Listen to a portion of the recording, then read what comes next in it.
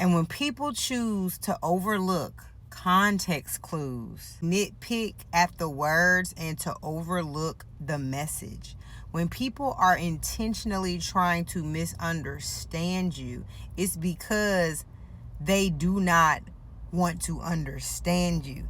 They want to intentionally see you in the wrong light. Or it's like you're having a conversation and it's like you just can't use the context clues to understand the underlying message. You'll be sitting up there having a conversation and they decide to say, this doesn't mean that, or that doesn't mean this. Have you forgotten that words have many meanings? If you are not the fucking author of the Webster Dictionary, if you don't understand the Black's Law Dictionary, who are you to try to even correct someone? Because when you go look up a definition, there are multiple meanings to one word. If you cannot understand context clues, you're not even somebody that I need to be conversing with. You're not even someone that has the mindset and the intellect to be able to even have a conversation with me.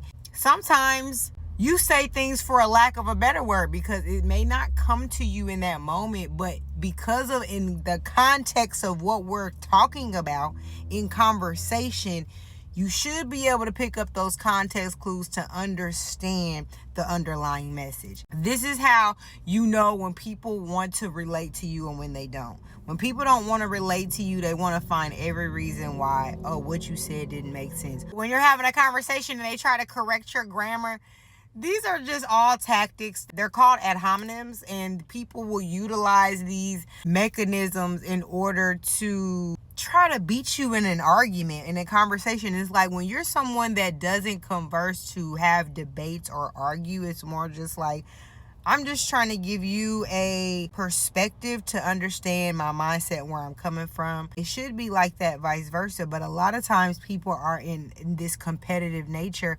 where it's like it has to be an argument. It has to be about right or wrong instead of understanding. Once we get to this point where we can understand that we don't always have to have the same perspective, we don't always have to be in agreement. When you're trying to gather understanding and you're trying to see where somebody's coming from, then it's really irrelevant to sit there and try to not use your context clues and understand what a person means.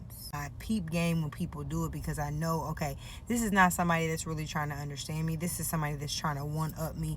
Or also they use the tactic to change the